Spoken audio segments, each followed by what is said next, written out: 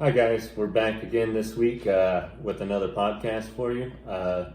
I'm Delane, better known as @6GrimX on Instagram and TikTok. Adam, I got a Dusty Pumpkin Instagram account.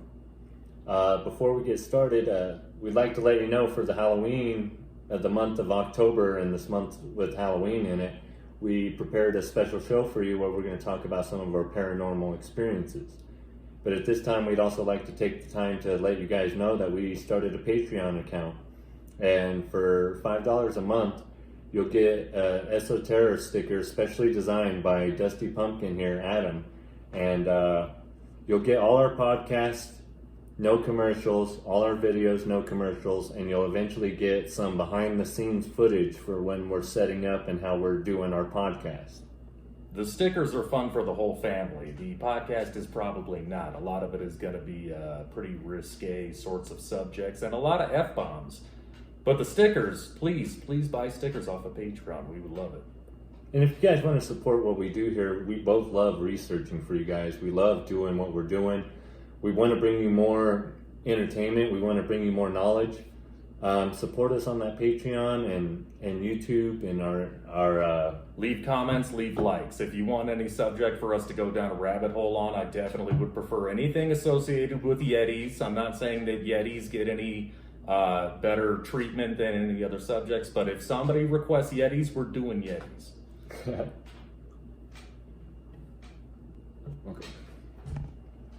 Hi everybody, happy October. It is now, what is today, the 3rd? I always love the 1st of October. It's like the most magical month ever. It ain't September, it ain't November. It doesn't have a lot to do with families, but it's when the seasons start to change and it gets super crisp and nice here in Colorado. The days are shorter, the colors are brighter, everything smells great. Everybody is crazy about their pumpkin spice everything, which I'm certainly guilty of. You give me a pumpkin spice beer, I'm down. The funny thing is, we're both October babies, so Yes. definitely our month. But we're on both sides of the spectrum. You got the Libra here and the Scorpio here, so we're definitely on the opposite ends here. We wanted to start out with telling you guys some funny stories, and I think Adam had one about me that he's been wanting to get off his chest, so I'll let It's him not tell on that. my chest, it just lives in my head rent-free because, like, this guy, you never want to see this guy in a fight. Thank God I have never had to watch this guy in a fight. I've seen a lot of friends that are, like, physically superior maybe to this guy that have been in fights, but I know that they wouldn't operate like this guy in a fight. The one time that I saw this guy almost get into a fight was with a full-grown elephant at the Renaissance Festival. We are drunk as lords at the Renaissance Festival on, what was it, Mike's Hard Lemonade or something? Or no, it was the Jack Daniels shit. Because they It was weren't the selling Jack Daniels. shots. Remember, We that's got what I wanted. so goofed up in the bright late summer sun at elevation on a bunch of Jack Daniels mixers, which didn't agree with any of us. Like you, your brother being Korean, you're not going to react well with it. You guys were just like glowing brightly red. And then me, I'm just like half out of the bag. As we're walking by the elephant paddock where they let people ride elephants and stuff at the Renaissance Fair, I'm so drunk that I have that Matrix bullet time, and I see this trunk come at me, and I just drunkenly avoid the thing as the trunk goes past me, and just as it's coming over here, as I turn around, I see it just smooch Delane right in the face, like elephant boogers and everything. And like an elephant trunk has a lot of mass to it. And so it easily knocked him right down into the dirt. And that guy fell down in slow motion. Cloud of dust rises up around him. And he just gets right up, takes his shirt off. And so you see like his dope ass, like Yakuza quality sleeves and everything. And he is ready to fight this elephant. It couldn't have been any funnier for his brother and I. And we knew that the madder he got, the funnier it was to us, that we couldn't help ourselves. And it's like, we totally sympathize. I don't want to be smooched by elephant boogers either. Like, that's fucking rough, buddy. Everybody saw it. And it was my first time at the Renaissance Festival. The more the crowd reacts, the madder you get. I thought you were going to fight that elephant. Oh, it was so amazing. And So we wanted to start with some funny stories because we feel like sometimes the podcast can get a little bit serious with some of the esoteric symbolism and with the contents behind these symbolism. A story I'd like to share, I guess. I mean, we had talked about another story, but the one I want to share is it's proof that we're living in a matrix. And it's because we were walking off of 92nd near Federal, and there's this fence that's like a hidden hole in the fence. You would never know it if you didn't live in the area. Yeah. But you open the fence, there's not even a handle on it. You just push it, and you can walk down this dirt. It's like a dirt slide. Like an alley. Yeah, and then you go through the alley into a cul-de-sac. And Adam was walking around barefoot, and we were with our friend Anton. And we felt bad because when he went through, he was barefoot, and there was really slimy mud on the ground. So when his feet hit it, it made a sound, whee! And he freaking hit the ground so hard, and the air came out of his lungs. You could just hear it. It sounded like a cartoon. And me and Anton were laughing so freaking hard. And we felt bad because he fell and got hurt. And we were laughing because of the sounds that it made. That was unreal. Like I couldn't say anything. I was like, man, it hurt my feelings more than anything. You brought it up the other day and I didn't even really remember it until you just described it. And it's like, yeah, I ate shit so hard that day. Oh my God. You remember, I think it was us tripping over at Sloan's Lake when I tried jumping over the ravine and everybody else jumped over it just quick as you please, no problem. And then I go to jump over it and I just hit the embankment so fucking hard and it knocked the air out of me. And so I'm just there like grasping with your at stomach, the grass, like, you're all, and I'm trying to like pull myself out of it and I'm soaked from the waist down and you guys are just like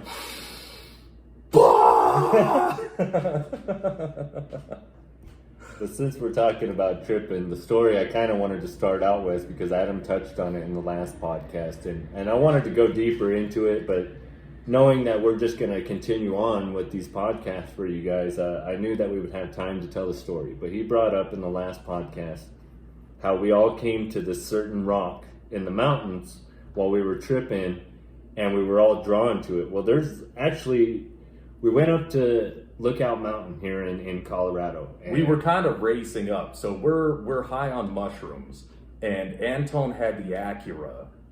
Did I have the RX-7 at that time? No, I wasn't driving. I was riding with Anton.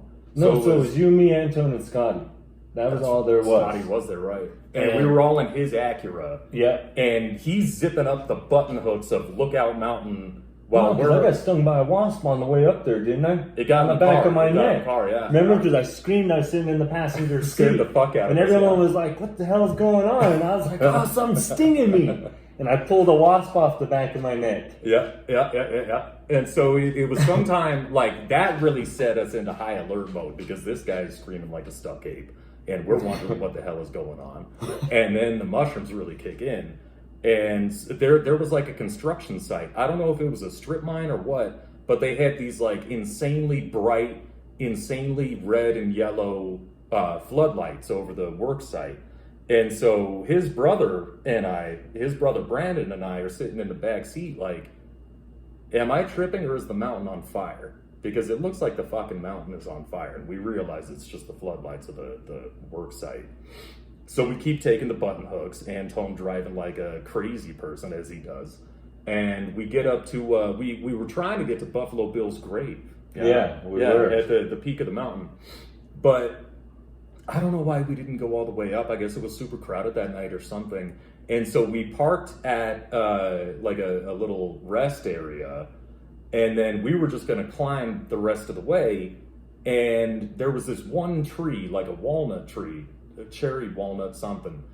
And no matter how hard we tried, we couldn't bring ourselves to go any further beyond this tree. It just felt like this is the marker of the veil of reality. Because the rock, so this is the first time I've seen, I don't know, Adam called it Vril. This is how I got introduced to what the Vril or the Vril Society or the Vril are.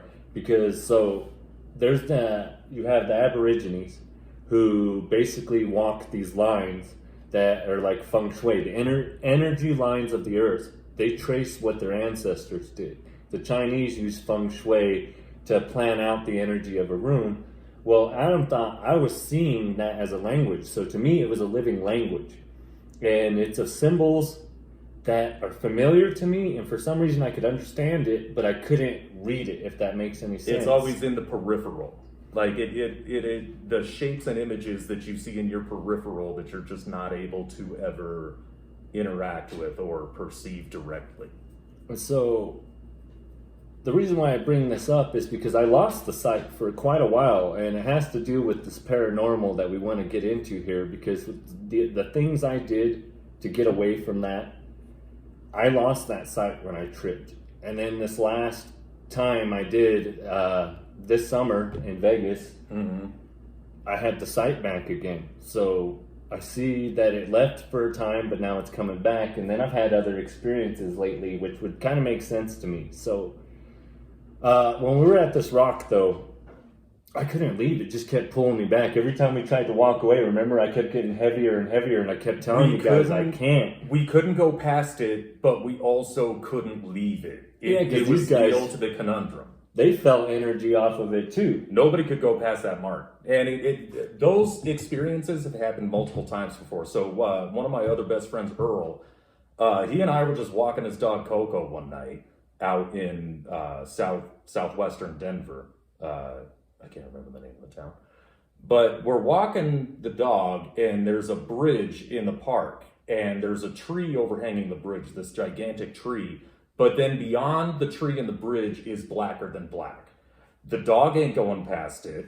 We don't know what part of our lizard brain is interacting with this thing that's telling us that we don't go past it, that it's just some kind of like, if you go through that, you're in the behind rooms, or you're in some other realm or something. And so that was years after our experience of Lookout Mountain, but Lookout Mountain was the real defining one.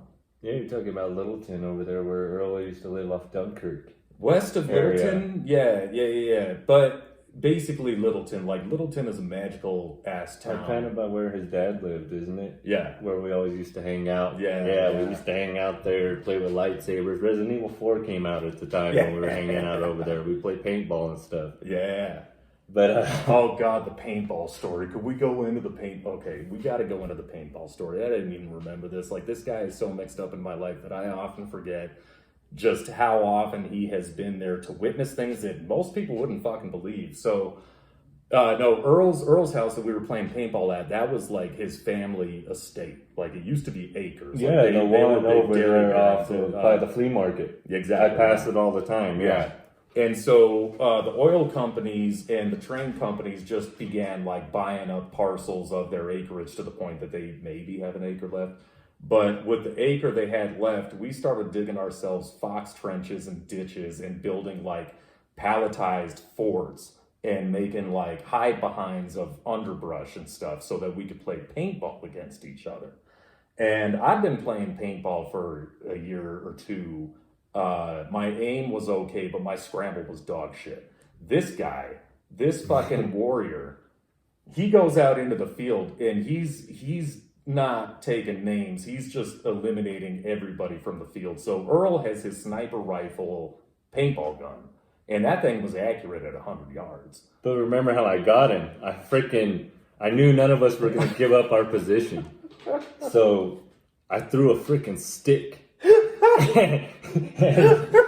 he got up and went to go where the stick was, and I just circled around him and came from behind. If you remember, got him in the back. Yeah. So you eliminated Earl. I think he was hiding out in the old broke down car, right? Yeah. And he had his ghillie suit on. Where he looked like freaking Duncan Trussell on the Joe Rogan show, where he looks like Swamp Thing. Yeah. And he has dreads, so he definitely looks like Swamp Thing. Delane lights him up, and so I'm hiding in the ditch that we dug, like my little foxhole.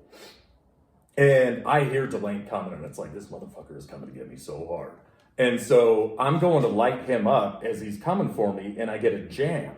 And because I have so much adrenaline coursing through my system of this scary bastard coming for me, and he's dead on. Like, I'm dead to the world, like, once he gets me.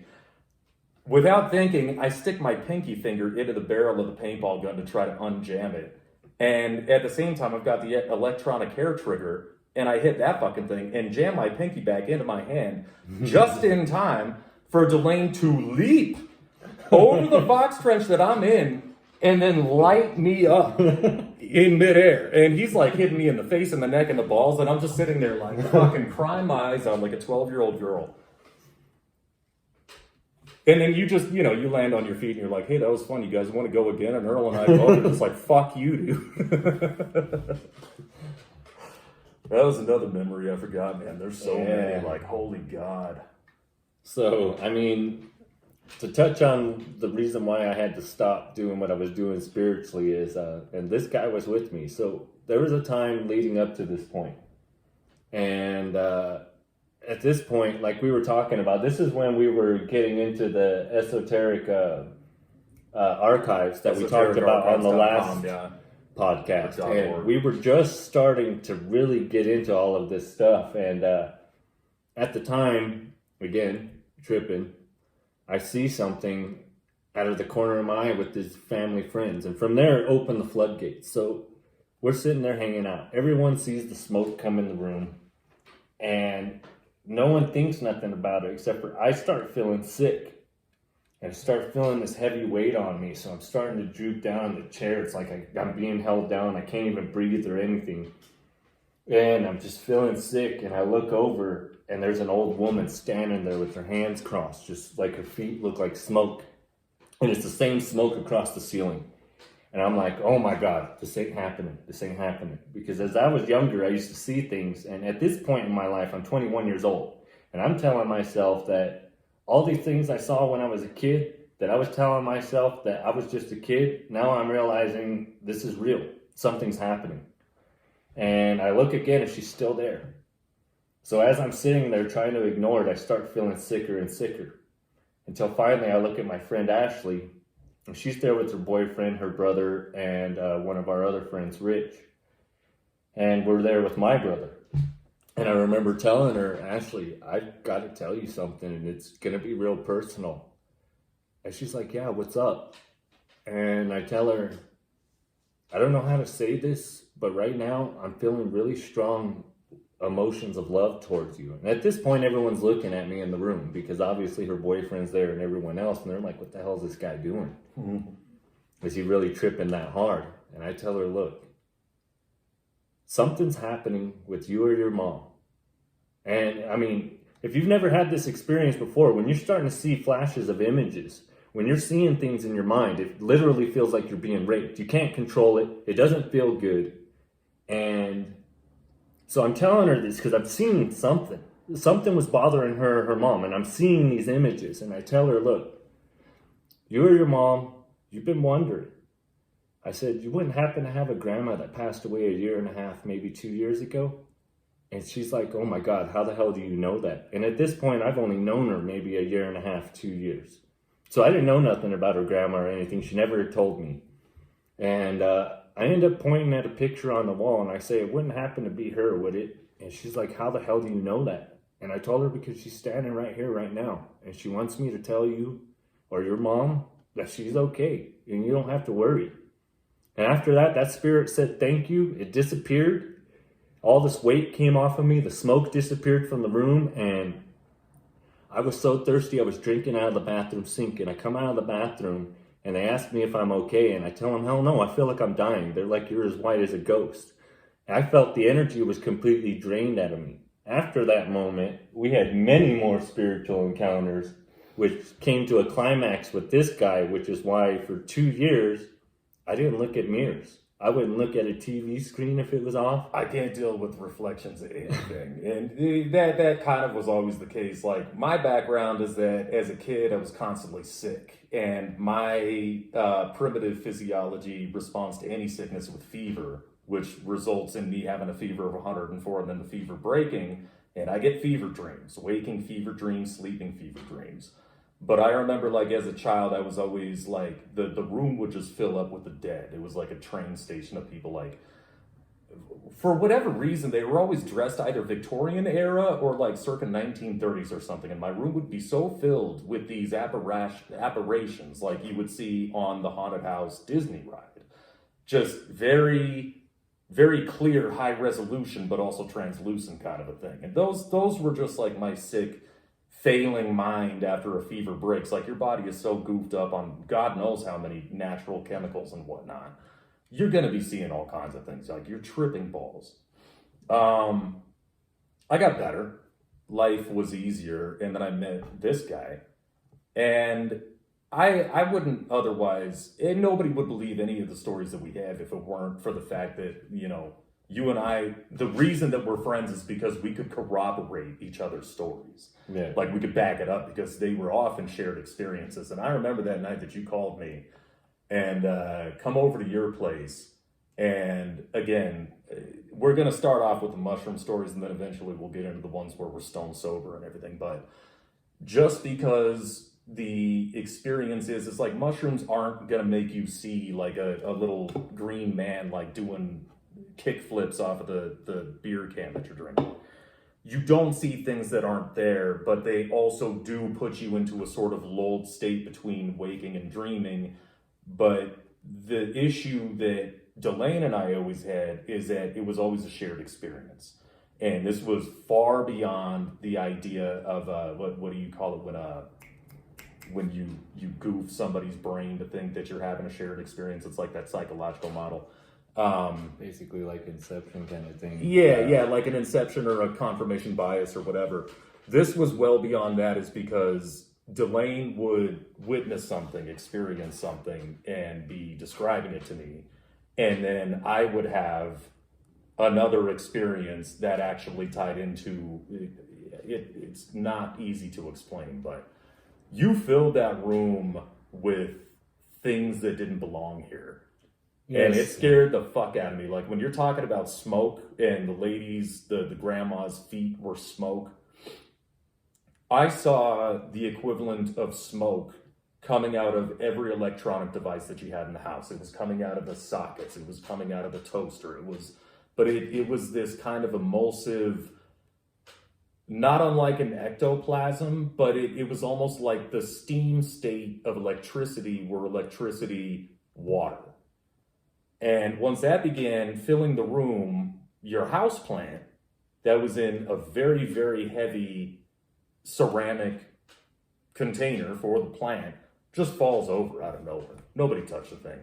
But when it fell over, it didn't make a sound like a house plant would or like ceramic shattering.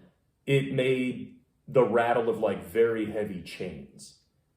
And that's when everything just got flipped upside down. Yeah, this guy fell out of the chair. I mean, we remember this a little bit differently. So yeah. He's saying he felt as if he was pushed. And I remember it because I could see it, okay? The house was filled with spirits, like you said. And I'm not even playing when I say this.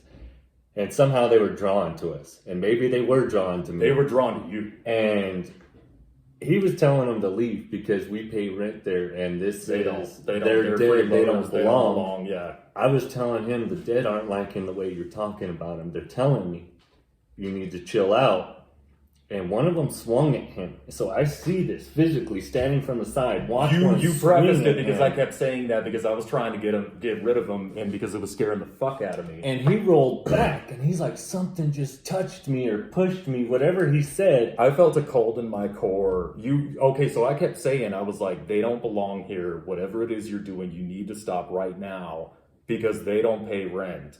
They don't belong here. And you were like, bro, you got to stop saying that. They're all paying attention to you now. And that's what I really like. All my hair is standing on end. And I'm like, I don't like this fucking one bit. I'm seeing steam kind of coming out of electrical sockets. And this guy's telling me that they're all paying attention to me and coming for me now. And then sure shit, I was like, Delane, like, you tell them to stop at the door and you get them gone. Get them gone.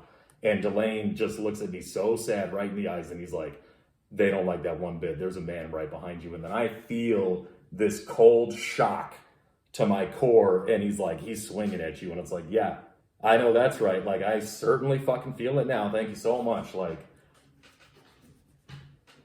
that was after, so that was 92nd and Federal. And that was recently after you had the experience with Ashley's grandma. Yeah. And I remember that's the very reason that you brought me over.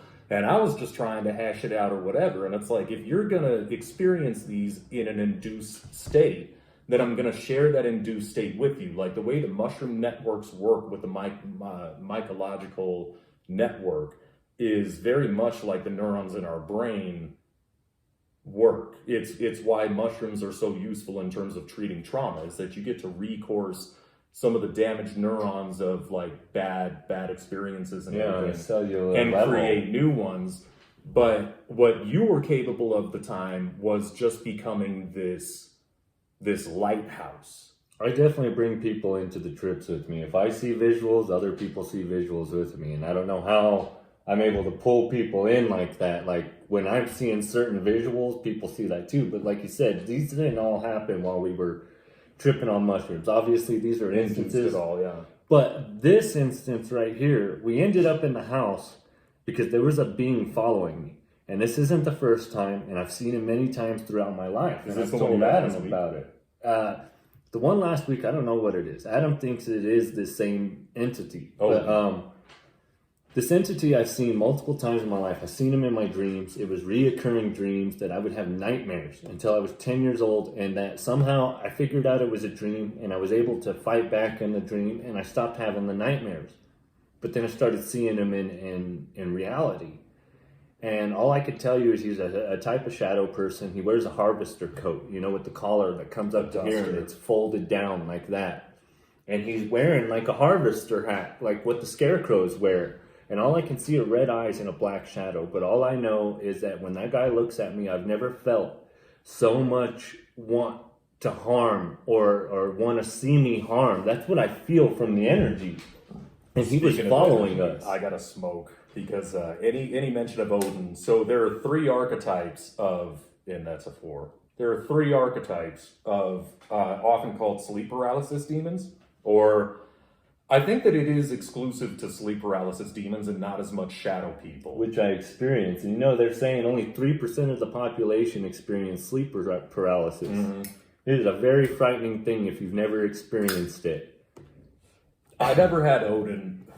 I had the plainclothes one where it's just the basic, and I would have sleep paralysis like a motherfucker when I was pre-diabetic in college, and that person came out of the attic and then leaned over me while I'm like paralyzed in bed because I just sweat all of my fluids and that was energy out.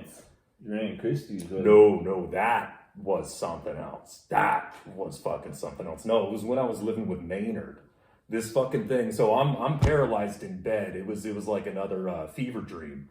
And in the fever dream, this thing stumbles out of the attic and then walks around the apartment and then comes back around, and I'm just looking, and then it comes in and it's this old haggard man with like a couple of hairs on his head, and he leans right over at me and looks me right in the eye. I could see spittle on his fucking chin. Like that sounds like Insidious 4. Remember with that old man with the breathing? Isn't it the 4th one or the 3rd one? Haven't seen. Oh man, that one was creepy. Also, this was in like 2004, 2005 when I was living with Maynard, because 03 was us. Anyways, yeah, like the 3 archetypes of the sleep paralysis demons is that there is the one in the duster and the hat and the red eyes, and they refer to that as Odin. I'm not sure why that is, but it's been a very clearly documented experience that people have with sleep paralysis. The other one is basically just like a simple mannequin. It's featureless, it's faceless, it's a simple human body. That one comes in all kinds of different sizes. Sometimes it's the size of like a small cat. Other times it's like fucking 13 feet tall. And for the life of me, I can't remember what the 3rd one is, but Odin is the most prevalent. And Odin is often associated with somebody having like a major physiological event, like a heart attack or a stroke or something after it. It just so happens that this peculiar bastard seems to be immune to that kind of thing, as to why he is also a lighthouse for bringing these things in, as though he has some answer for any question that they have as to why they're still around in the first place. And I can't even believe the own words coming out of my mouth if I hadn't experienced it first fucking hand. Yeah, so, I mean, what he's talking about happened last week, and we were on the phone, we were talking, and I go out, and obviously I'm smoking a cigarette, and I'm good. We're talking on the phone, I'm pacing like I do when I smoke, and I get down to the ground. I walk down the stairs from the patio, and I'm standing on the concrete pacing, and there's a sound like a branch on our tree breaks behind my house. And honestly, it's happened every night since then. I mean, even the people in my house don't believe me, but I experience it Somebody every night. knocking So the branches on doors. it's cracking, and I don't know, and I can't see. It's so dark outside, and we blew the fuse to the house, so the porch light don't work. So I'm standing out there in pitch black, and I remember thinking, "There's something there." I could just feel it, and this energy wave just hit me like a piercing shot through the heart. It was just like a spear pierced me, and I just felt so much power I've never felt in my life. But it was scary. And I left. I put my cigarette out. I wasn't even breathing. This guy's talking to me. He doesn't know this is going on until I get in the house. I closed the door and I locked it. Yeah. Remember, and I told you my hands are shaking, dude. And I'm sitting in the bathroom staring at the door. And the door flexed, creaking in. And I told him, dude, there's something outside. And I don't want to stick around to figure out what it is. And he asked me, which helped me understand what made me afraid of it, because I've never felt fear like that in my life. I usually am not afraid of things. So when I felt fear like that, I've never experienced that like that in that manner before. So he's like, what is it that makes you afraid? What is it that thing could take from you that makes you afraid? And I told him knowledge. You know, I feel that, because like we were talking about in the last podcast, death is an illusion. See, so I believe in reincarnation. I believe we're going to come back and that our energy is going to continue to persist. But see, I believe that at this point in my life, in my past lives, I've come so far to get to this point so I can start balancing my spiritual centers and escape this consciousness matrix, maybe in this lifetime or the next, but I'm getting close. And I feel like if I would have encountered this being, it would have taken something from me that has taken me already a few lifetimes to gain. Which again is just so fucking weird because, so new job, new coworkers. My coworkers are dope. Like they read comics, right? I've been telling you about Black Science by Rick Remender. Which you brought up in the last podcast. Yeah. And so we actually, we met Rick Remender at Rimcat. Or via Rimcat. He was at the Rhinoceropolis one night. Rick Remender was. Good times. And Black Science is such an amazing comic because this guy creates a device that allows him to pierce through what he calls the onion of the universe. And each layer is vastly different. Vast difference. That's what she said. So the first universe they go to is World War I. However, it's Native Americans, like largely Navajo, that have like this awesome technology and giant mecha robots and laser beam crows that they shoot in people's faces and everything. And then from there, they just go deeper and deeper and everything is falling apart. Like the more they pierce the onion, the more damage they do, until the protagonist, the main character of the story that invented the machine in the first place, winds up in this god world where everybody is a god and they're all magical and everything, but they don't fuck with a witch. There's a witch on the outskirts of God country. And so he has to go and talk to the witch because he goofed up some ceremony and destroyed like whatever it was that was going to unite all the nations together. And so he has to get this oxen heart from the witch. And he meets a sweet old woman that invites him in from the cold and takes care of his horse and feeds him. And then he sees the heart on the shelf and he's like, I'm here for that and I know who you are. You're the witch. His daughter shows up and the witch takes her hostage and threatens to kill her. And she's like, you see, I took care of you and you come into my house and you want to steal this thing from me. So now I'm going to take your daughter from you and there's nothing you could do. And he's like, any witch will barter. She's like, what do you have to offer? And he's like, I don't know. What do you want? She's like, I want your intellect. You give me your intellect, I will let your daughter live. And so, of course, he gives her his intellect that allows him to create this reality-hopping device through the onion, and then she destroys all the creation. And so at the very same time that I read this passage in the book, the day that I read it, this motherfucker was calling me talking about how this thing wants to take something from it. And it's been happening every night since. And a few people I've talked to about it, they're saying I have to encounter it, which I know. Last night I'm standing there and the branch breaks and I'm like, screw this, I'm going back inside. And I know that I have to encounter it. I guess that's just part of my growth, and I don't know what it is that I have to do to experience, but I mean, so there's beings, and I'm struggling with the idea of that because I did believe in them for the longest time. And then prior to that first instance I was talking about with my friend Ashley, I had played it off as that it was my imagination playing tricks on me. And at this point, I was even telling Adam, I'm still struggling with the fact on what to believe, because at this point, I don't know if I believe in spirits anymore. So what I was telling you this morning, so I was listening to My Family Thinks Like I'm Crazy with Mystic Mark. Shout out Mark.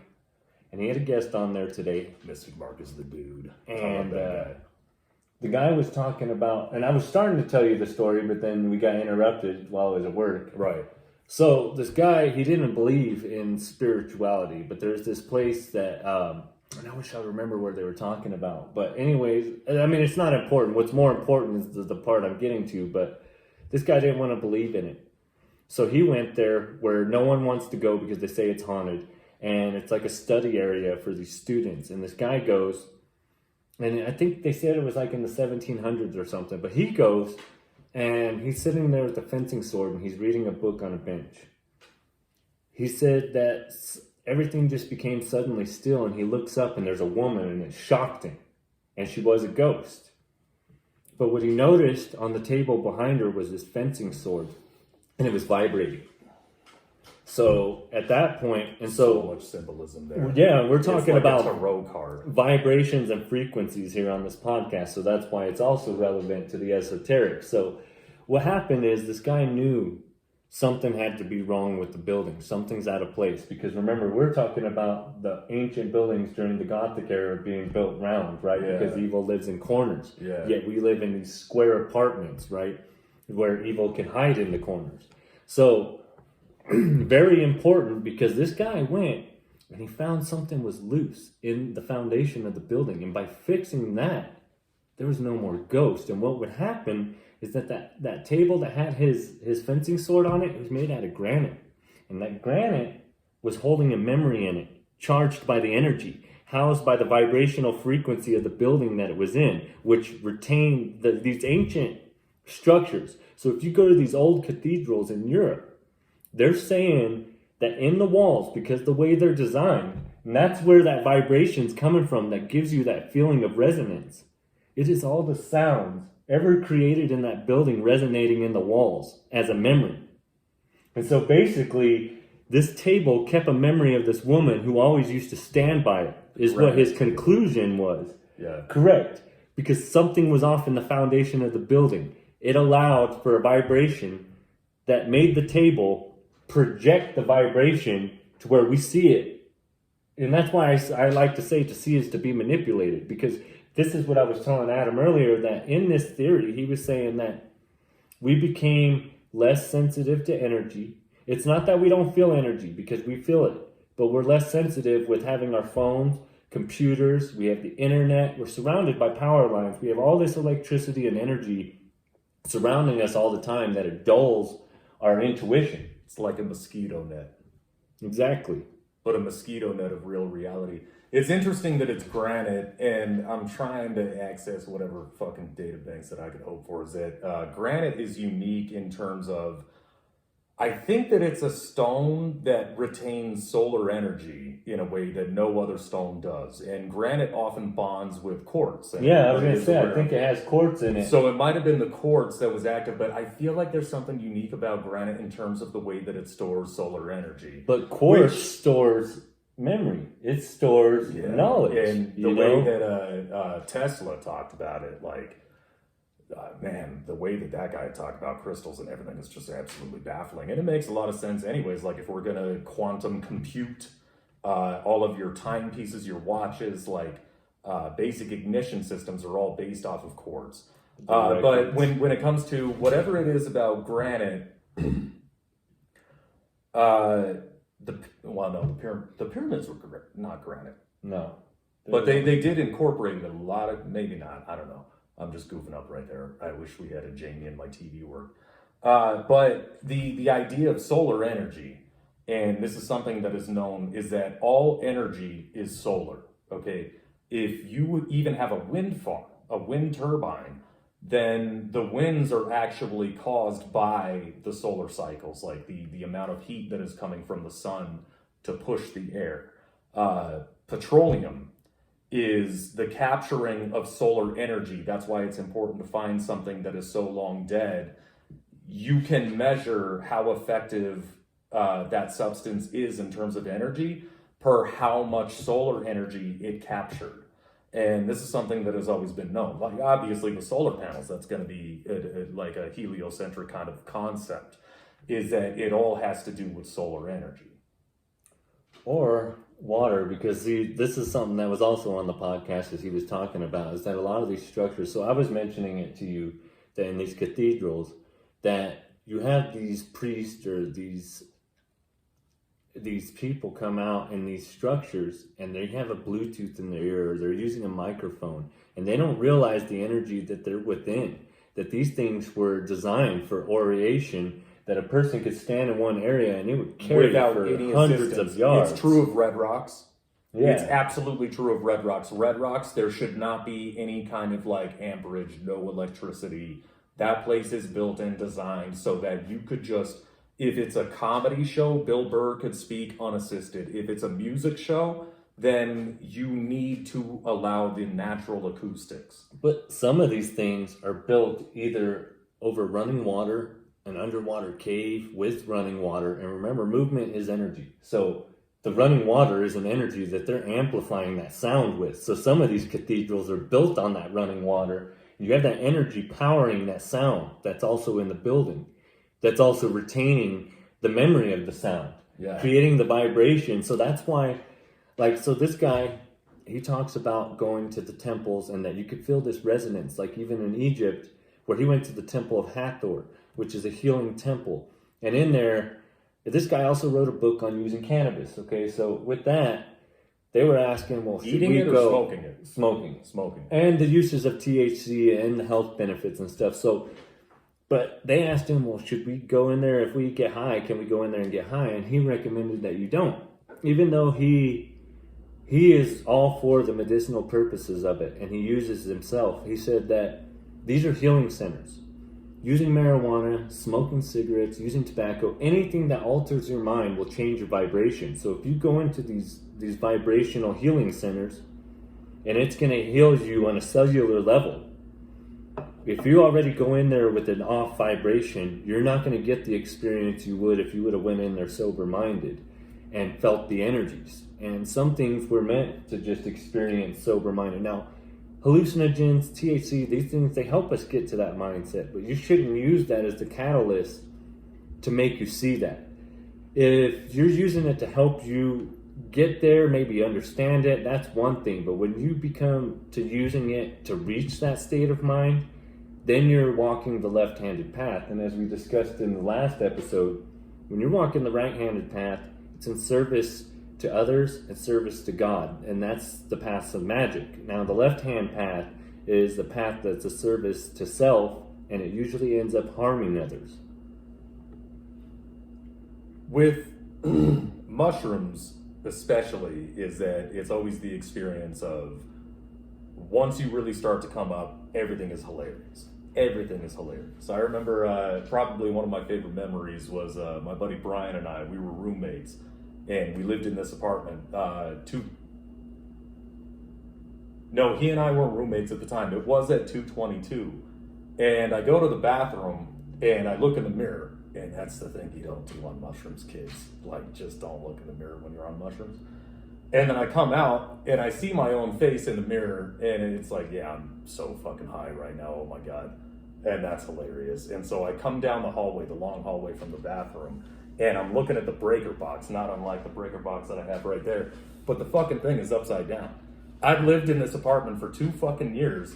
And I look at Brian, and I look at the breaker box, and I'm just cracking up. And he's like, what the fuck is so funny? And I was like, has this thing always been upside down? Like, the whole thing is installed upside down. All the switches are backwards. The writing is upside down. And for whatever reason, it's the funniest fucking thing ever. But then after like the shits and giggles of just laughing at the the ruthlessness of the universe. Like mushrooms give you that perspective to say, like, yeah, you're in a void, a cold, uncaring void, but laughter is the cure, and it is the divine tragedy as to how hilarious it all is. And it's so wholesomely funny to experience that, like, oh my God, like, whatever religious background, whatever scientific reasoning you want to have, when you're on mushrooms, it's like, that's fucking great. That's my favorite thing ever. This is amazing. And then you begin to experience things that you never could sober. You have epiphanies on mushrooms when you're on the inside of the pocket or the sleeve or whatever it is. And all you keep telling yourself is like, I wish that I could remember this and appreciate this when I'm sober. Like I just watched an ant on a fall leaf, like a bright fall leaf. And I will never, ever be able to understand how relevant that is when I'm sober. And all that I could do was try to bring that back. And then after that, you get to the point where it's like, I am actually excited to be sober. And that's why mushrooms are so useful when it comes to treating trauma and addiction, is because you eventually get to that point where you really realize the beauty of just sober existence and that level of vibration that you're able to achieve. So, while sticking on this mushroom story, I mean, prior to it, when I say that when I was younger and I would see these entities, you know, I didn't start branching off into the world of drugs till I was 18. Were they all the I've same? seen entities prior to this, but I want to stay on the subject of it because I talked to Adam about bringing this up at one point because he was actually there, and I tried this drug when I was like 21. Remember, it was called CR4. This girl got me it. It is a Japanese designer drug. We didn't know what it was, and I took 2 of them. But it was like a seed. It was like acid, It was but a worse. seed. It was in a capsule. Remember, it was a powder in a red capsule she would give me. Yeah. And I didn't know what it was, and I took 2 of them. And that was Martin's gallery opening. And so I'm in the room. I can't leave the room. And I'm seeing these little entities all around me, and it's going further and further into the macroverse where I'm starting to see on the molecular level. So the molecules are spaceships with these beings in it, and they're telling me that they created the universe, and they're creating everything, and everything we think, what we speak, everything, they're creating it at that moment. And I remember getting so lost in it, and I started blending with this world. It looked like a world of honeycombs. I just remember seeing vibrant yellows and purples looking like a honeycomb, almost like shadows, like how the blinds are casting now. Yeah. This guy comes in the room, and it was the only thing that saved me. Because I kept grabbing him like this. I'm like, dude, are you real? Are you real? And it was the only thing that grounded me. Otherwise, I was starting to go further and further in, like my ego death, basically. And if it wasn't for him coming in that room, is what got me out of the room and started grounding me out. You were so goofed up. So the way that I'd seen it is that you kept talking about the machine elves and the fairies, which is something that a lot of like quantum physicists talk about, is that there's another realm of these fairies and the machine works and everything. And so what you were talking about is that the drywall in the apartment was just a facade, and it was crumbling to you, and behind it was this intermeshed working of gears. And within the gears were the elves or the fairies operating it. And you were so fucking pissed at these elves and fairies. Like, you were literally, you were like, I'm gonna fucking kill that motherfucker. And so I come up, and that's when you kind of like, I could see your eyes like coalesce and track back to reality to a little bit, and I could tell.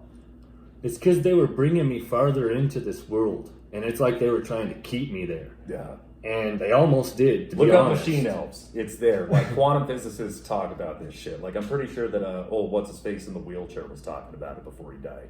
Oh yeah, Stephen Hawking. He died recently, right? Yeah, he did. Yeah. I Bless think his about soul. a year, 2 years ago. Bless his maybe. metaphysical soul. Which is interesting because in that very same apartment, I landed on the grenade for this guy. It was his boss that recommended he read Atlas Shrugged. I'm an impressionable white boy going to not liberal arts college, like actual art college. But I was liberal.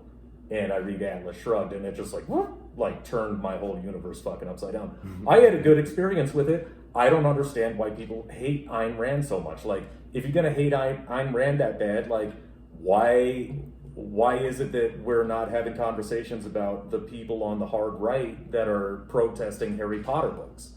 She's a writer of fiction. To me, she made some pretty good points. And I got to one particular point in the story. I wasn't even high. We were pretty sober for that entire month. I think that we were just also fucking broke, is that we were just eating the food that your mom's Yeah, made. but when your nose started to bleed. When I'm trying to explain He the looked passage, white as like a the ghost. one particular passage in Atlas Shrugged is talking about John Galt and who he is, how it's like Prometheus and everything. And I don't know, like, I just felt like it was something that I needed to get off my chest. And I'm telling you, and I think it was Anton. No, me and Brandon, and this It was dude you and turned Brandon. white as a ghost. And he had this look on his face like he saw the answer of the universe. I don't even know how to explain it. He's just like, oh God, and blood just running down his face. And he's like, My something nose happening. just started gushing. Oh, it was So Anton, fucking because he's bad. all, dude, you're bleeding. Yeah. Because we're staring at him like, Yeah. what the hell's going on in his But face? I said one sentence, and it was an epiphany that fucking Atlas Shrugged and Ayn Rand gave me. And it's like, I'm not gonna die on the hill of Ayn Randyism or fucking Atlas Shrugged. I'm not one of those. I was the asshole white boy in fucking art college that read the book and was like, this is the truth. It is the true. I must bring the people, the word to the masses. But what it brought to me was an epiphany that I said to the both of you, Anton and you.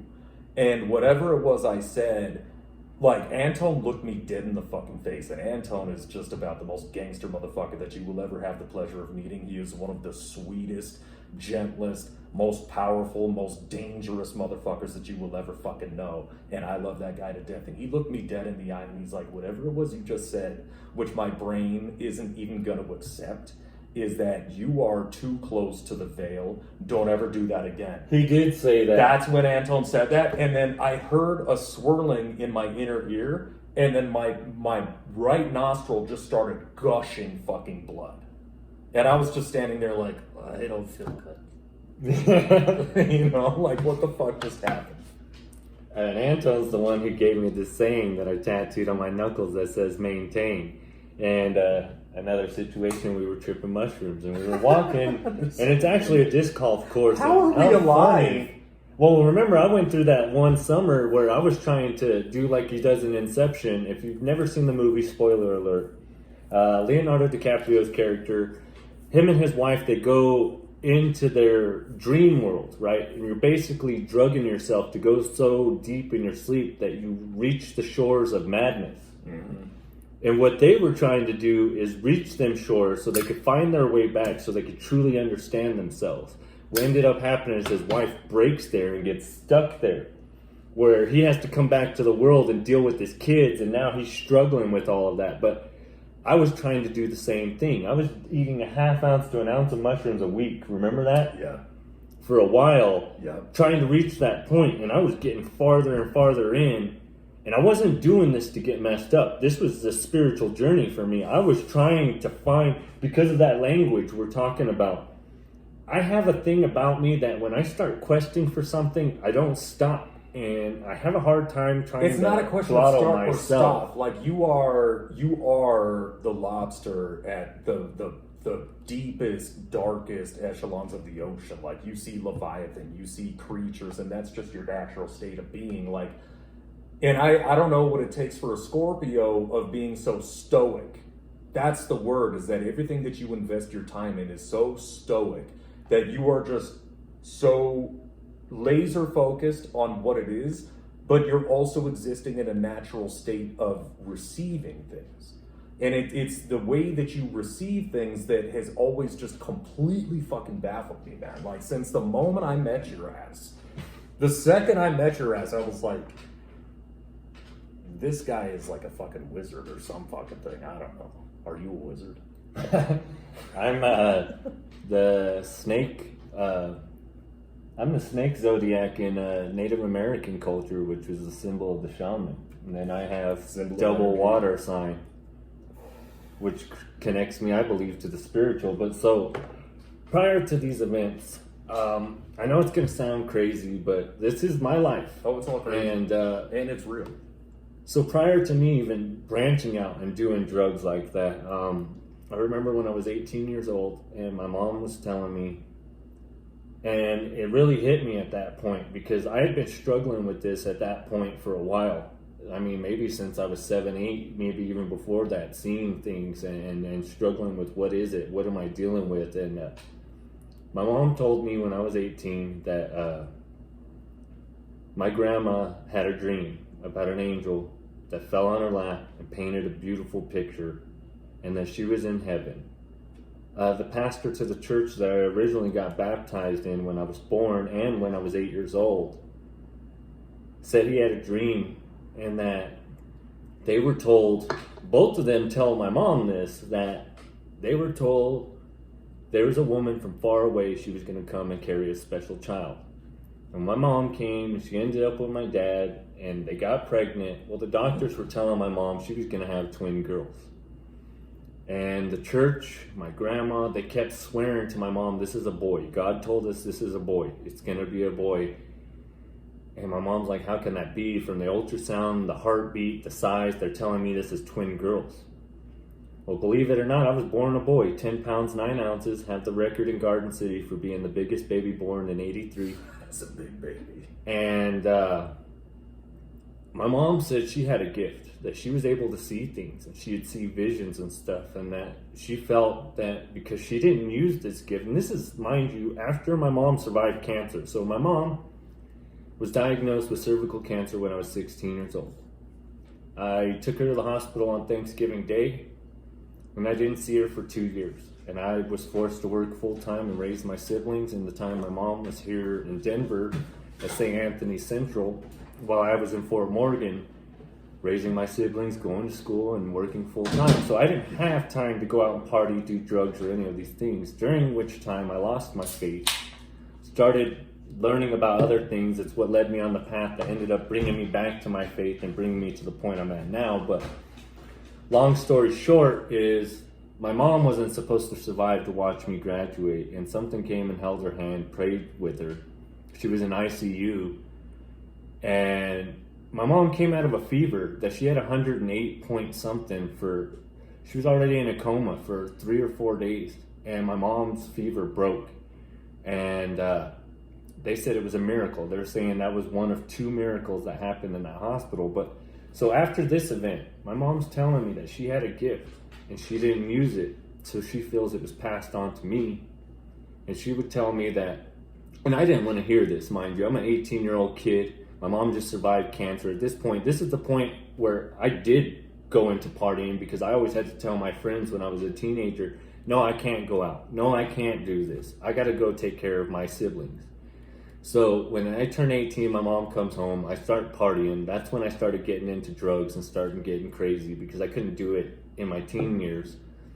But I don't want to hear what she has to say. And she tells me I need to find somebody spiritual. They'll help me, guide me, hone my skills, help me, teach me what my gift is. And I would tell her that this isn't a gift, it's a curse. I don't understand how you see it as a gift. And what you explain to me, you see in visions.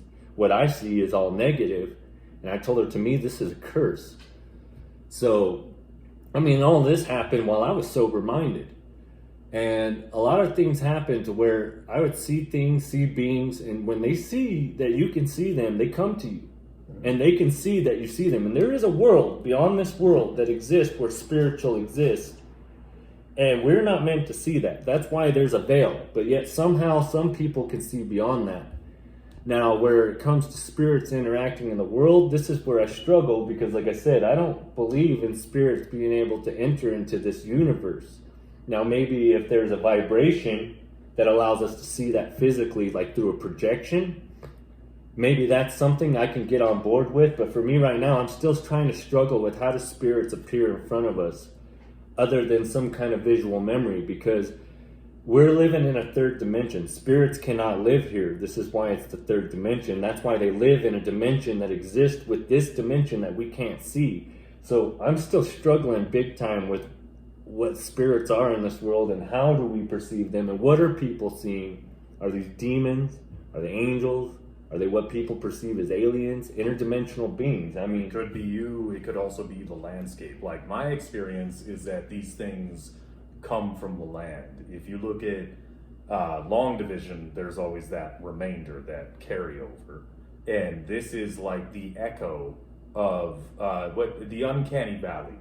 You know what the uncanny valley is that it's when they try to create like a CGI AI or something, we reject it. Like, the more human a robot looks, the more we reject it, because it's just off. Like, there's the better they make them, the more we viscerally reject them, because like, that ain't, it ain't right. It's too real. What does that come from? Why do we have this genetic background to see something that is almost human but not? What is that? It's clearly it's almost akin to the feeling that you're being watched. Everybody has that. You know when you felt like you're being watched. The uncanny valley is us saying, like, this isn't human, don't fucking trust it. And I think it's because of this long division that something in the land represents or projects that we experience, is that any encounter that I've had with shadow people and such, sober as hell, all of the mushroom experiences I had, I went into that headlong because I was looking to alter myself to a point that I could recognize what it was that I had experienced as a child, growing up, having fever dreams and such. Like, I wanted to meet it, whatever it is, head on. And within experiencing mushrooms, I would have the experience, but it always paled in comparison to when I was sick and I was sober. I was just a kid of 7 years when I was having fever dreams, and my house was filled with the dead.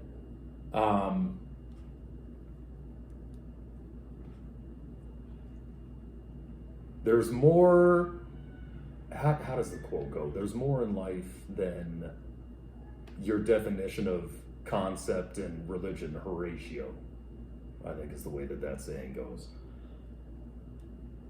Well, something you're touching on, and you've said it a few times in the podcast, that I want to go a little bit deeper into. It's something I am really struggling with. I didn't know if we should bring it up on the podcast because there's a movie about it, and it was a true story, based on a true story. So there was these people coming from Malaysia, and they had night terrors. Mm-hmm. And something was happening, and this goes into mythology and even deeper than that. And it was a reporter who actually started investigating the story. Remember, it was going to go on the radio, and he stopped it prior to it, because what it has to deal with is shadow people. Yeah. Which he's already said a few times in this podcast. The reason why I didn't know if we should talk about that is because if you know the lore of shadow people, once you think about them, once you say their name, they're drawn to you like sharks in the water. It's like you put the blood out there and they're coming. And these people, so the movie with Stephen King and that he made with Drew Barrymore with the little troll and the cat, what's that called? Was it Cat's Eye or? Yeah, I think it was Cat's Eye. That sounds right. But the movie is about sleep paralysis, basically, and this gnome comes and it sucks your, spoiler alert, this gnome comes while you're sleeping and tries to suck your soul out while you're sleeping. And the cat ends up protecting her. Yeah. Remember? So, I mean, that was all based on this whole thing with this movie. I think it's called Shadow People. Yeah. Right? Is what the movie was called. And it took place in 1979, I believe. Holy shit. But he ends up stopping it before it gets on the radio, because as he's learning about this and he's studying all these cases of these people dying in their sleep, he comes to find that it was the shadow people to begin with, and he's helping spread it by talking about the story out loud. And then here we are spreading it to all of you. Now we're going full spooky, everybody. Like, this is the beginning of October. It is a time that all of the celestial alignments, they accept the divergence between two worlds. Like, everything couldn't be more vibrant and colorful. Everything is rotting. Rotting begets life. The trees are colorful because the trees are fucking dying. The leaves are dying, and they couldn't be more beautiful. We are at that window. There's something that you and I fucking blocked out. That we both blocked out. What was it? I guess we were tripping again. Spoiler alert. When you look me dead in the eye and you say, everybody loves the movie Ghost, why doesn't anybody ever remember the shadow people? Yeah, you remember that? Yeah, because that was one of my biggest nightmares as a child, watching Ghost. And obviously, both of us are '80s babies, so the movie Ghost with Patrick Swayze. Spoiler alert again, and it has Demi Moore. I say spoiler alert because in the movie, there's two sides to things. So when a person dies, they either go to a light and their spirit's being carried upwards, ascending. Yeah. The other is the spirit leaves the body and they realize they're dead, and you hear these screaming, and it's the most guttural, freaking horrific screams that I can think of. Like when I think of hell or evil, I think of that sound. I think of these things, and they're like, ah, and they come. Was that first semester? Remember they grabbed that guy, what's his name, Willie? Yeah. Willie. Yeah. That was the scariest scene to me as a kid, when they grabbed the guy Willie and he's screaming, remember? And they're dragging him away. I remember the movie, but I don't remember the circumstances. That was first semester at RimCAD. And the second that you said, why doesn't anybody remember the shadow people? And then it came back to me, and I was traumatized by that scene too, and I was like, fuck, I didn't remember it. And then I look over my shoulder, and there's all kinds of creeps, like, spooking about, you know? Like, once you draw attention to it, the Navajo actually have a word for whatever that is. Like, it is the negative being that you just thinking about it draws it to you. This is why any nomadic people, in any biome, in any hemisphere, anywhere on the world, they do not whistle at night. Because whistling will draw these beings and energies to you. It's just something you don't do. So when you said it, it was the parked cars. And suddenly I'm looking at the parked cars, and all of the parked cars have like a shadow person sitting in the driver's seat. And because you can't see features, you just see the dimensions of their head change to where it elongates, and you could tell that they're fucking looking at you. Yeah, so, I mean, I guess going with that story, there's something else that's creepy like that. So, I mean, trying to think what movie it is that we watched. Oh, The Fourth Kind. Rose. Oh, The yeah, Fourth Kind. Yeah. Where, another spoiler alert, okay, it has Mila Jovovich in it, and it's about the Alaskan abduction cases. Her husband ends up dying, so she starts getting into it, trying to figure out what he was into leading up to his death, because he wasn't around a lot, remember? Because he was doing his research. So to get an understanding of what he was into prior to his death, I don't remember the exact circumstances, but she starts delving into his tapes, his notes.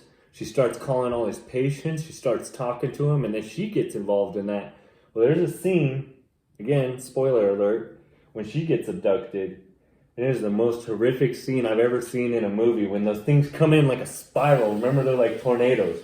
Just how they move. It's horrific because you have to think that, what if you're in that situation, you can't fight against something, you can't feel, you can't grasp, there's no physicality to it. Completely beyond you. And it dragged her out of the room to where she's dragging her nails on the floor and it rips her fingernails off. Yeah. And they're moving like tornadoes, so you can't even see them. They're just like spinning in the room the way they come, and they grab her. It's so crazy. Yeah. But it just lets you know how little power we actually have against those things in this physical realm. Now, we do have the power. That's what we're trying to get across in this podcast. It's just more or less of the balancing yourself. So we are talking a lot about mushrooms. We are talking a lot about our experiences with drugs. But mind you, those are just a catalyst that get you to a certain point.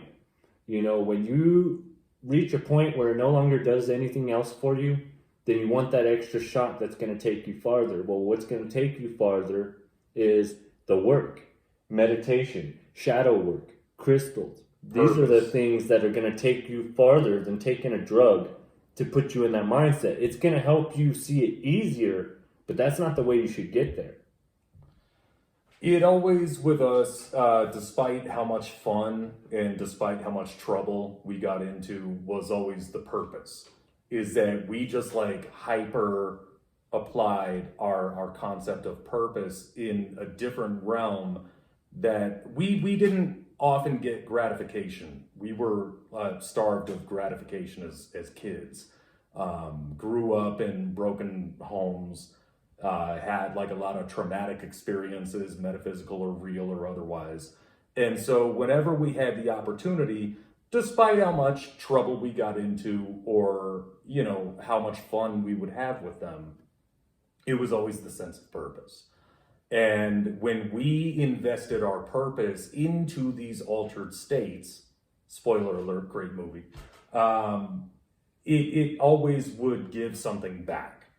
And the insight or the compassion or love that we would experience is what we received per investing our purpose. But again, there was that long division carryover to where it brought something else as well. And what those things are sort of like harbingers of saying like, okay, you're playing on hard mode now. Like this thing is aware of you. You need to be aware of it and you need to understand how to interact with it. It's like Maynard said, is that you should have meditated on that rock and it would have given you all knowledge. Maynard got all knowledge. Like that motherfucker was smoking crack in our old apartment after I moved out, after I fucking blew my skull open on the motorcycle accident. That guy was writing numbers under toilet seat lids and the ventilation shaft. He was writing sequences of numbers on everything. Like Maynard is another character that experienced everything. He had a Halloween-y moment. And he went to Teotihuacan and drew it. Remember? He had that freaking picture that was in our apartment for the longest time. I have that photo on my wall right now that he took. He wants it back every day because he captured lights in the sky, like the fire spirits or whatever it is that they observe, or UFOs or otherwise.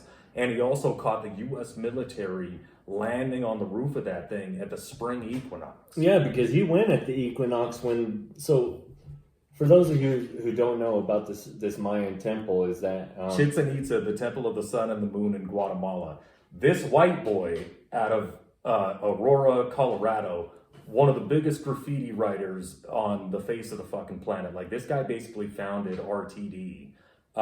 He is one of the finest hand-eye coordinated kind of fellows that is able to paint things so hyper-realistically, but he is also one of the most adept graffiti artists that I have ever had the pleasure of calling my friend.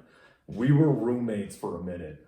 This guy is so spiritually centered, he made it a point to go down to Guatemala, to Chichen Itza, the temple of the sun and the moon, on the spring equinox. The bus dropped him off inside the jungle. So him and his younger brother are walking through the jungle, smoking cigars, when they get approached by Zapatista, or otherwise, like basically just anybody that doesn't suffer white boys to be in their country walking around smoking cigars. They pull AR-15s on them. And this is another one of those where I can't confirm it. It is just an anecdote of Maynard's.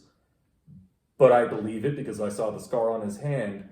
He's not a guy that you want to fight. Like he is a scary, physically invested kind of a guy that you don't. He looks like a pit bull, literally. He's short, stocky, with his pencil thin beard. Like if somebody has a pencil thin beard, you don't fuck with that guy. He shaves his own head willingly. You don't fuck with that guy. He's white.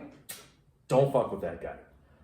So they pull the guns on him, and it's like, give me everything you got. Maynard doesn't say a fucking word because his Spanish isn't that great anyways. He takes the cigar out from between his lips and puts it out in the palm of his hand right in front of him. Flesh searing, skin burning, it smells like shit. They look him in the eye, and they look at his brother. They just walk right on. It takes him another hour or so, and Maynard is like, I can't believe I did that. And his brother, of course, is like, what the fuck is wrong with you? They get to Chichen Itza, and he takes pictures of UFOs, spirits, otherwise. I have the picture in my bedroom. I could maybe go grab it.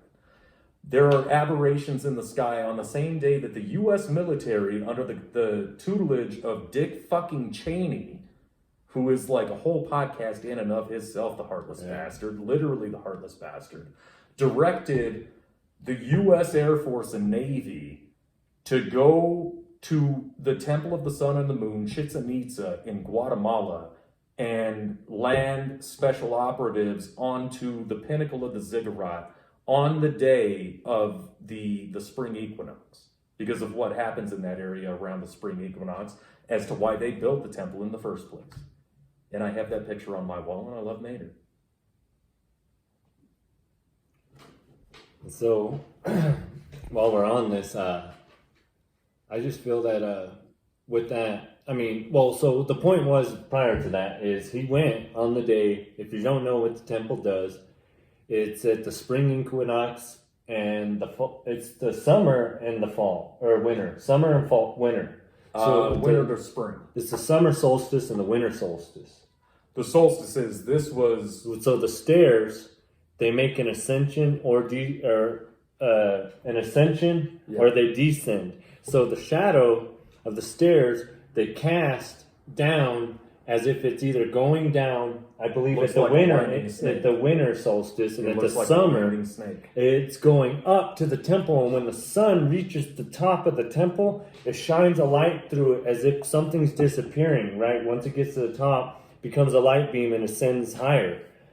And he was there to draw it, so that's what the drawing's from, is when it was at that point where the stairs are crawling by the shadow.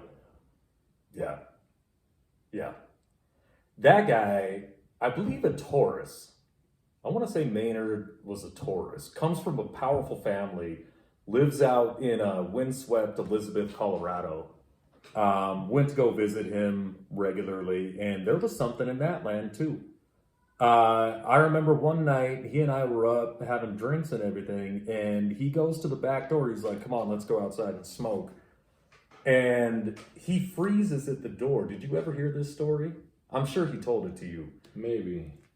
He freezes at the door. And you know Maynard was a scary motherfucker that wouldn't shy from anybody. Like, that guy was always, "What's up?" Like, "I'll fucking fight you. I'll fucking fight you." And that guy was not a guy to fight. Man, like, you are the only person I don't want to see fight. I've seen Maynard fight. I don't want to see you fight. I don't want to know how that fucking operates, bro. You just had that whole, like, Scorpio fucking sting a motherfucker kind of a thing. I don't want to see it. And I don't want to see anybody that ever brings you to the point that you would. So with him saying that, and this is my own personal experience, and last year in January, I had a confrontation with a 21-year-old. And mind you, I'm 38. And this had nothing to do with me. Had more or less to do with a person I know who brought this guy because he slept with his girlfriend.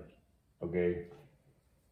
I come outside and see this guy kicking him in the ribs, and I end up having to manhandle him. And the thing about it is that was the most terrified I've ever been in my life. And the reason why I was terrified is because I honestly thought I was going to kill the guy. I really thought I was going to kill him. And knowing that there was kids outside and all of that, that made me feel like a threatened animal. And I had to talk myself out of it. And I don't understand how. Like, when I was younger, I would get blackout rage. And now, through meditation and stuff, I don't know how. And I've taken classes and I've done therapy. You can dial it back. Yeah, and even when I talked to him about it in therapy, because it was a moment that I was proud of myself.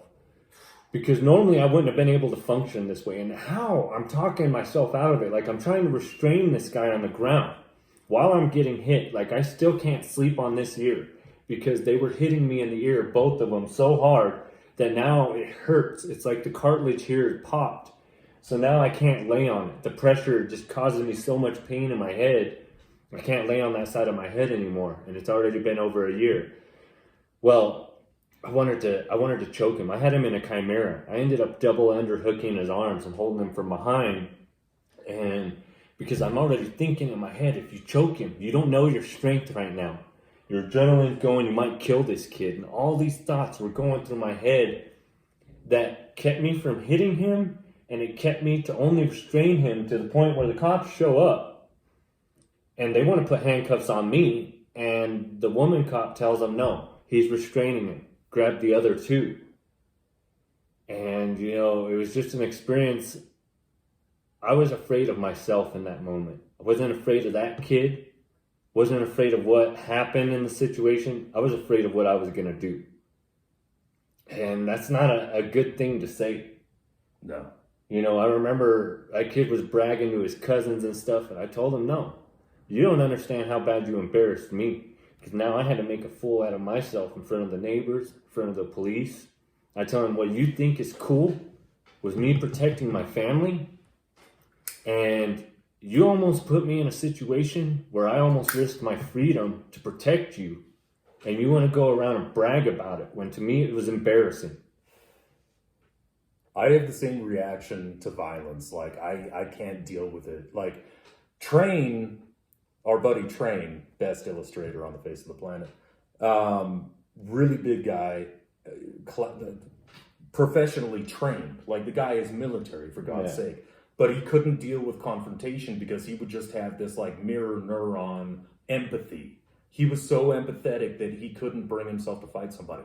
What I'm saying about Maynard is that Maynard has that Scotsman blood to where he actually invests and enjoys a fight. Like, he fucking looks for it, you know? And everything about him was that confrontation. Like, he's always talking shit. He's always goofing around with somebody. That's why he and I were such good friends, is because he just, like, get this fucked up energy, and then I'd be the one to pick up the pieces and make sure he didn't get himself fucking arrested. Which didn't work all the time, as he oftenly did get himself arrested. But that one night, he goes to the door out in Elizabeth, Colorado, remote Elizabeth, Colorado, and he's looking right out the window of the door, and there's something standing there. Now, I could see that there was something standing there, and it was like human shaped, but it wasn't fucking human. And he looks at me, and he's like, dog, are you fucking seeing this? And I'm like, yeah. And Maynard turns right around, and he laughs at its fucking face, and this thing, like it was on a fucking pulley or something, just like, whoop, off into the horizon. We spent the rest of the night laughing about it. We go out, and we're smoking cigarettes, and we see all kinds of weird lights, because you could see Cheyenne Mountain, NORAD, Cheyenne Mountain from Maynard's estate. And there's all kinds of fucking weird lights around there, like, you'd see weird lights regardless, because they have a train on a closed circuit around the top of the mountain where they have like sharpshooters to prevent anybody from approaching the secured location and everything. It wasn't that. Like, whatever it was that was in the fucking sky, and the whole fucking night, windswept Elizabeth, he and I are out there chain smoking cigarettes, and we're looking at that silhouette on the fucking horizon that he had seen and laughed in the face of. That fucking thing, dude. I think about that thing all the time. Like, when you tell me that you have an Odin, whatever that thing was it wasn't a sleep paralysis demon. It wasn't a shadow person. It was like a fucking entity. And it was just standing right there, staring him right in the face. And what did he do? He fucking laughed at it. Like, and there's me, like Ralph Wiggum in the background, like, I'm in danger. You know, like, why do I keep visiting this guy? Like, everything is always so weird and crazy. Fuck.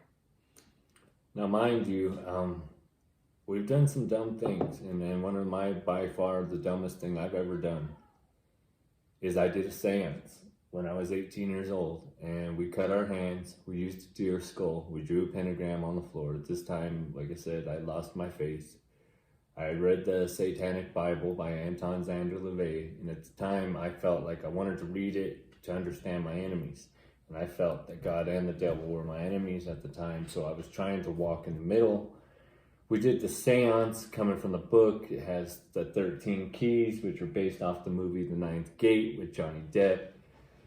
With the seance, we said some chant. This other guy led it, and he was really into devil worship, and he led the chants and everything felt weird.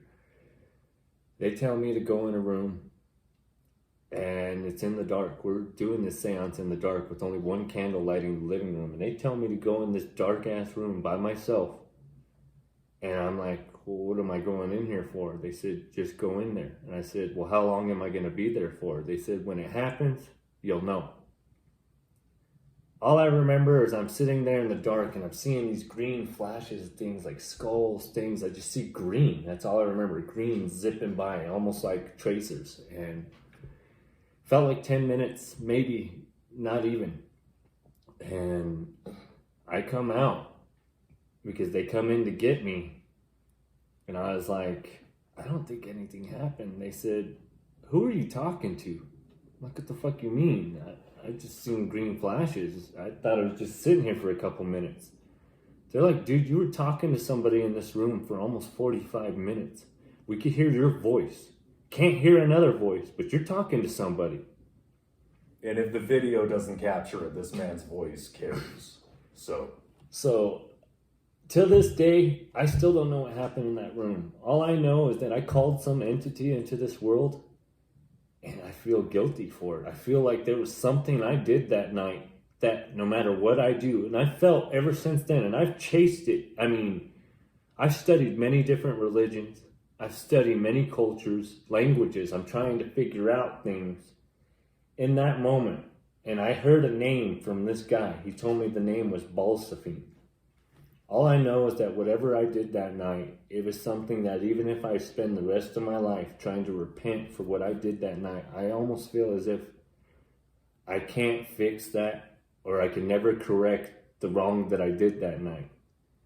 And maybe that's what follows me. And sometimes I wonder that. Like that spirit being, because I've seen it since I was a child. I don't think that you're guilty of having done anything. I think that, bro, like I've met your mom, and you having grown up in Fort Morgan, there's something about the Fort Morgan land. Like it's a reason why the biggest name out there is Strange.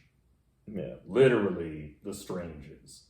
The My Chad brother-in-law. Stranges. Exactly. Your brother-in-law. That guy... Given my misgivings, I'll always have to give it up to that guy as being just an ultimate powerhouse of like human energy. He has human energy the way that you would think about like a cock on a farm, like a chicken, right? Like a male chicken, a cock, or a bull, or like just some magnificent fucking animal or whatever. That's something that Fort Morgan gives you. But none of this is your fault, I don't think. I think that it's just something that you're born into, is that your mom survived cancer, but she also survived Korea, right? And then she came here, and you being her firstborn that was left to raise your family, as I know you did, is that it was never a question. You bring up your family until the point that they could stand on their own, and then something else fills that void. And that something else are all of these things that you attract to a point that I feel like that thing that you saw recently was you. And it was you at like the end of you coming back to just tell you something. And see, that's what I wanted to bring up earlier in the podcast, just waiting for the right moment, and I guess we passed it. But he did tell me that, and it's been making me think about it a lot lately, that what if that was me? I don't know. From another reality, from another point in time, future, but it felt as if it was me. It does feel like it. And then, I mean, I want to add another story in real quick, before we end up closing out or whatever, but this story has to do with it was us, man. And you remember, so he talked about it last time, we were mentioning it with the hat on the unicorn statue. It was that very same time we were walking towards Coors Field, and remember, I saw this aircraft. I told you, it was a living city in the sky, and it was made of all these different cultures. It had languages from all the ancient cultures. It had different things on their technologies that looked like they came from these different continents, and I told them they were using the clouds as coverage.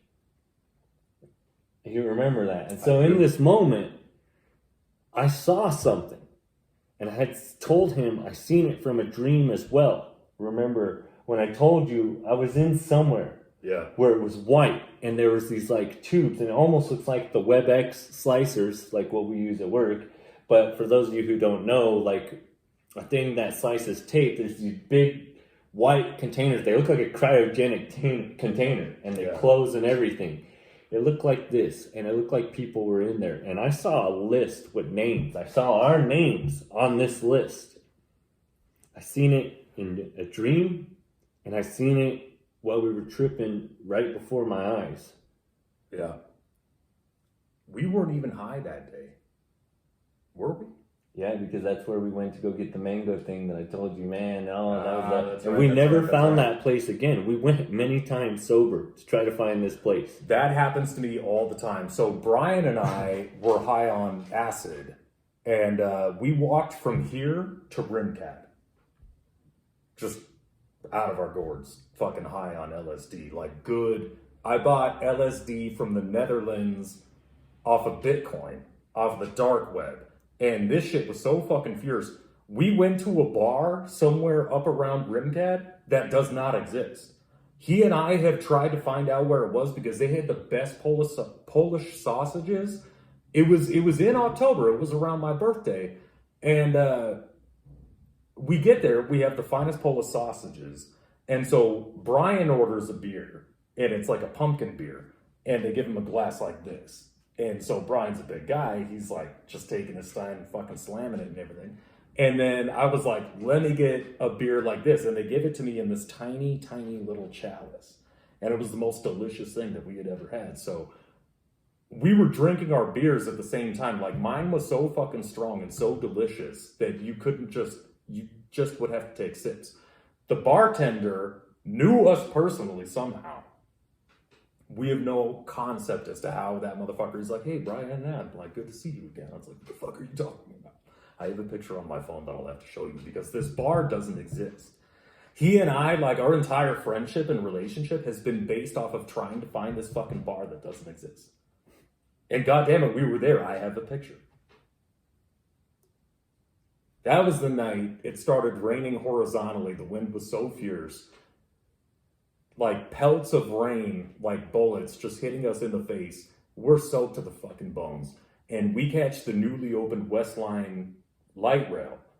We get on the train, and there's this homeless person who's wearing Home Depot gloves on his feet, but he has them backwards. So it's like thumbs on the outside, guy looks like a gorilla. And Brian is just laughing so hard, like a fart in church. The more you're trying to not draw attention to yourself, the funnier it gets. And I just keep looking at the guy, and eventually the guy comes over, sits right next to Brian, and starts telling us about how we can make the finest bubble hash ever. And Brian is like almost throwing up. He's laughing so hard because he just can't even deal with it. Like that shit was so fucking amazing. Well, I was gonna wait for the story to the next one, but it seems as fate would have it, it keeps getting closer, so might as well just say it. There was an instance, and we were, again, tripping. So Adam and I went to one of my plugs, and we went and got these freaking chocolate Reese's cups, remember? And they were bogus, because we ended up eating a quarter and an eighth each. Yeah. And we were like, we're not feeling it. We ended up walking almost 8 miles in the rain. And it was like what you're saying. Mm-hmm. Remember, we go on that bus stop to freaking get out of the rain, but somebody broke all the windows out of it. So we're standing there, and the rain just hitting us, and we're like, screw it. I'm not going to wait for the bus. So we keep walking. Remember, our goal was to get mushrooms, get on the bus, go to Golden, so we could go try to find that spot and trip where the rock was. Yeah. As we're trying to get out, it's like 9 o'clock at night at this point. We're over there by Pierce. It was late in the year, so it was Pierce dark. and Colfax. Yeah. The bus passes us. We take off running, and this freaking guy stops to let us on. Bless his heart. Stop. Yeah, he stops in the middle of the street. Opens up like room for 2 more. And we get on, and there's a freaking guy with barbecue sauce on his face. And I'm not lying. I mean, I am the reincarnation of Big Al Capone. This shit could have only been a dream. This motherfucker, that motherfucker, like you and I are so exhausted after having run for the bus, and the bus driver was so good, and the first guy sitting on there with wing sauce all over his face, I am the reincarnation of Big Al Capone. You might not believe me now, but you will believe in time. And it's like, Jesus, mister, we're just trying to get high ourselves. This Like, what the like fuck are you on? He freaking like ate a squirrel alive or something. That's what he looked like. Yeah. It literally looked like blood all over his face. Oh my but it was God. so thick, like barbecue sauce. We ran so hard. That fucking creepy old man. Oh my God. I remember we got off the bus, and the first thing we did is look at each other. We're like, there's no way that shit was real. But in time, we will believe in reincarnation, because I am the reincarnation of Big Al Capone. Man, I hear that shit. Sometimes I go to sleep at night and I hear that fucker's voice like, you will believe in time. It's like, bro, I'm already here. Fuck. Did that. Hey everybody, thanks for listening. Just FYI, I would like to say that it's a hard time of year for me for multiple reasons. I'm kind of in a dark place right now, but it's always great to hang out with this fucking guy and just shoot the shit and talk about better times and happier times and everything. And I hope that everybody enjoys. The point of this podcast isn't so much of us just like speaking into the void. It's more about community. We don't want to get famous. We don't want to get rich off of this necessarily, although money would be good too. Just to be able to connect with people. If anybody is so interested, then feel free to drop us a line via email, via Twitter, via Instagram, via any of your social media apps. We'd be more than happy to have a conversation with you. If you just want to give us a type prompt, like a quick text message about something to talk about, we'd be more than happy to shout you out. And in the meantime, it's a growing and learning experience for us as to where we get our technology together. I've got a TV in the back that I just haven't figured out how to pair to my computer because it's Apple to Android or, But once we really get set up, we just hope that this is a place that people can come and listen to two people just shoot the shit about some of the most offbeat and random subjects imaginable. At which point, I give it over to my better half, Delane. So, like Adam was saying, we want to create a community here that everyone can come here and feel safe. For both of us, this is very therapeutic. It's not like we could go out in the world and talk about these things with just anybody. And I mean, anybody in this field or having these beliefs or ideas, they could understand where we're coming from, where not everyone is receptive or accepting of this type of knowledge or this type of mentality. We are the place that you get to talk about whatever you want to that you can't bring up at Thanksgiving dinner. Exactly. And if you guys want to reach out to us, Adam mentioned Twitter. We'll have a Twitter up by the next podcast, and as soon as I get it up, we'll link it in the video notes, and we'll also put it on our Spotify. But you can reach us for me, it's at 6GrimX on my TikTok. You can reach me at Delane Barham on Instagram or Facebook. Dusty Pumpkin here on Instagram, which he only has that account. We have Esoterror on YouTube, and we have Esoterror on Spotify, and I believe Amazon Music at the moment. And Google. Yeah. And I'm having issues getting it up on Apple. Sorry for all you guys who have Apple phones like I do. Apple, I buy your products. I have an expensive computer. Please let us host our fucking podcast, for God's sake. Yeah, it's not giving me an option to upload it, so that's the reason why we haven't done that on Apple Podcasts yet. But again, like I said, by next episode, we'll have a Twitter account, which we'll advertise for on the next one. And that's where we want to create a Discord so that we can have a relationship with our community. Something that we could both access, something we could both do in the chats. Love input, love having random guests. Doesn't matter who you are, anybody, everybody, all the time. And if you got something you want to say and you feel it's important for us to hear, or the viewers, even if we don't agree with your beliefs, we're willing to hear it here on the show. That's what this is all about. It's all about us coming together and sharing ideas and growing in our beliefs together. It's not about bashing each other or saying, oh, that person's wrong, this system of belief is wrong. We're here to be positive, boost the vibration, and help everyone have a good time. Yeah. I mean, you are an advocate of flat Earth. I am not an advocate of globe Earth or flat Earth, but I appreciate all of your input and perspectives as to it. Is that I like the idea that we all share the same plane. China is just right over there. That's fine. Now you have to get along better with Chinese people. Yeah, and for instance, I'm not a believer in aliens. Do I believe that there's other beings? Yes, I believe in interdimensional beings. I believe in angels, demons, things of that nature. But as far as what we categorize as an alien, I don't believe in what we're saying those are. I believe there's other possibilities for what those could be. It doesn't mean that I'm not willing to hear the ideas or not willing to explore something. And I'm a person that with enough evidence, I'm willing to change my opinion. You know, it's not like everything has to be set in stone. I mean, this isn't about, oh, this way is right, this way is wrong, you're wrong for believing that. It's about us just coming together, building this platform, building a community together, and being able to grow in it together. Also, this guy just created the best merch concept ever.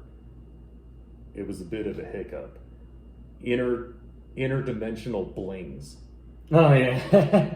We're making t-shirts, interdimensional blings. Find them on fucking Patreon. We'll hook y'all up with some fucking hoodies and stuff. See you guys next time. Adios.